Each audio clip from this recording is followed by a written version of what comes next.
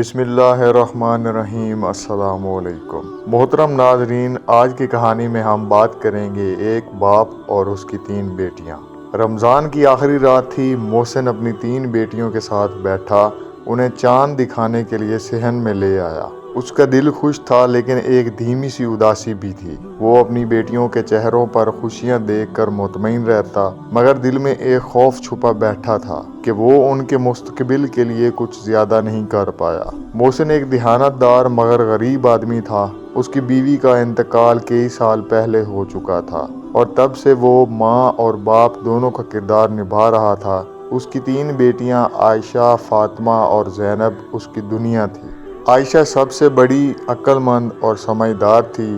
فاطمہ چنچل مگر حساس طبیعت کی مالک تھی اور زینب سب سے چھوٹی، ہمیشہ باپ کے قریب رہنے والی تھی۔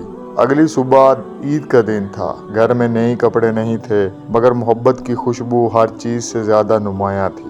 محسن نے اپنے معمولی وسائل سے بیٹیوں کے لیے کچھ مٹھائی بنائی اور پرانی مگر صاف ستھری چادریں نکال کر گھر سجایا۔ بیٹیاں بھی خوش تھی کیونکہ ان کے لیے سب سے بڑی خوشی باپ کا ساتھ تھا۔ فاطمہ نے اپنے باپ کے لیے ایک چائے کا کپ بنایا اور کہا، ابو آپ ہمیشہ ہمارے لیے سب کچھ کرتے ہیں، کبھی اپنے بارے میں نہیں سوچتے۔ محسن نے مسکرا کر جواب دیا، میری خوشی تمہاری خوشی میں ہے بیٹی۔ اسی دوران دروازے پر دستک ہوئی۔ محسن نے جا کر دروازہ کھولا تو سامنے اس کا پرانا دوست رشید کھڑا تھا۔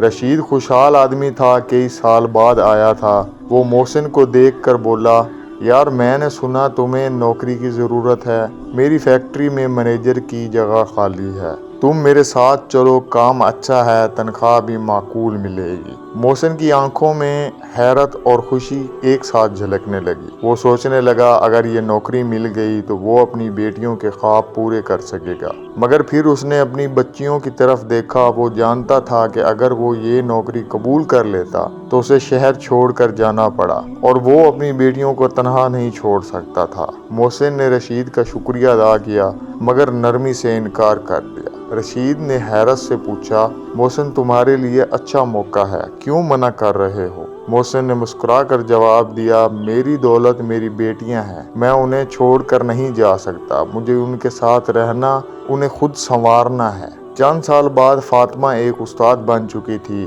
عائشہ نے سلائی اور کڑھائی کا کام سنبھال لیا تھا اور زینب بھی تعلیم میں اچھی کارکردگی دکھا رہی تھی۔ محسن نے اپنی بیٹیوں کو مضبوط اور خود مختار بننے کی جدوجہد کی اور وہ آج بھی اپنے فیصلے پر مطمئن تھا۔ ایک دن جب وہ اپنی بیٹیوں کے ساتھ بیٹھا تھا، فاطمہ نے اس کا ہاتھ تھام کر کہا، ابو آپ نے ہمیشہ ہماری خوشیوں کو ترجیح دی، اب وقت ہے کہ ہم آپ کے لیے کچھ کریں۔ محسن کی آنکھوں میں آنسو آ گئے۔ وہ جانتا تھا کہ اس کی سب سے بڑی کامیابی اس کی بیٹیاں ہیں، جو اس کے سائے میں پروان چڑھ کر اس کے حوصلے کی جیتی جاگتی مثال بن چکی تھی۔ امید کرتا ہوں کہ آج کی ویڈیو آپ کو بہت پسند آئی ہوگی۔ اگر پسند آئی ہے تو ویڈیو کو لائک اور چینل کو سبسکرائب کر دیں تاکہ مزید اس طرح کی اچھی ویڈیوز ہم آپ کے لیے لاتے رہیں۔ اللہ آپ سب کا حامی و ناصر رہے۔ ملتے ہیں اگلی ویڈیو میں، تب تک کے لیے اللہ حافظ۔